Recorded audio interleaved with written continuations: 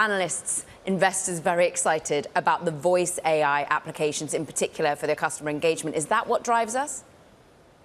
Well, we had a great quarter, and I would say across the board, voice AI was certainly a contributor, but every single one of our products contributed this time. I'd say messaging and voice in particular were particularly strong. In addition to that, across channels, across geos, across customer segments, it was just a really good quarter for us. And fortunately, we were able to beat on revenue, profit, cash flow, as well as raise for the year. So we're pretty excited about the results. You go into the detail of how the 10 largest voice AI startup customers are increasing by 10x. Where particularly are they finding the rewards? Because many have questioned really the sort of pilots, whether they're working or not. Where has yours been working?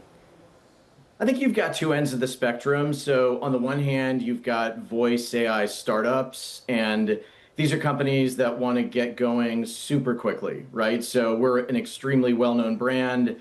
They come to us first in most cases, and so we're really lucky to be able to count on their business just to get their workloads out in the world. On the other hand, though, you've also got enterprises. Enterprises, they definitely see an opportunity to take out costs, but as well as enhance their revenue experience. And so I think more durably, you're seeing enterprise customers begin to adopt these tools. It's probably happening at a slower rate than it is with the voice AI startups, but all the same, it's really exciting. Yeah, I just think about some of your key customers, Lyft, Reddit, Dell, Resi, Uber, Shopify, some of the biggest brands out there. KeyBank analysts in particular signaling that this is just a wave that they think is just beginning to build. How much larger do you think this has become? How much am I just going to be talking in a customer relations perspective via voice? I think it's going to become pretty commonplace. I mean, you're already starting to see it. I'm sure you've experienced it a handful of times in your interactions. I think what's key about being able to deliver a good experience is being able to have contextual data underneath it all. If you have contextual data, which is a big part of our story in communications plus contextual data plus AI, but that data is what really allows the customer's problem to get solved, right? You don't want just cool tech. You want problems to get solved. You want to be able to create richer and richer experiences that actually create customer engagement. And I think that's where the real unlock is. The real unlock being about AI agents for many. And I know you've actually been making some acquisitions in that space. We think about Stitch, the identity platform within AI agents. Is M&A going to be a real use case here for you to bolt on to get the talent that you need, to get the tech that you need? I think we have optionality. I mean, we're generating so much cash that we've been buying back a lot of our own stock. We also just dipped our toe, as you pointed out, into M&A. Stitch was a great acquisition from our perspective, a small tech and talent tuck-in, less than $100 million in purchase price. And I think it's exactly the right kind of asset that allows us to accelerate our roadmap.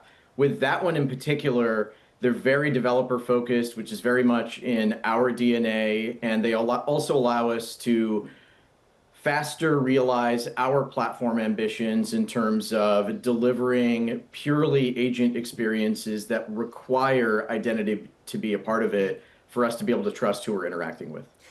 Twilio shares just showing how much people are loving this revenue and the numbers. Gross margin still an area that some called out as being pressured quickly. Is that something you're focused on? I mean, of course, we're focused on it, right? The commitment that we made last quarter to investors was that we would stabilize gross margins. And I think in Q3, that's exactly what we did. We'll continue to work to stabilize gross margins. I think it kind of overshadows the story in some respects. I mean, the reality is that we maintain an incredible amount of price discipline. A lot of that gross margin pressure, frankly, comes from two areas. One is the success that we're having in our messaging business, which is growing super fast. I don't really think we should have to apologize for that. And frankly, I think that allows us to grow into other customer opportunities over time. And then the other area is just fees that get passed down by carriers. I think that is purely an optical element of the story. It doesn't impact our ability to generate gross profit, and importantly, has not impeded our ability to drive operating leverage and free cash flow.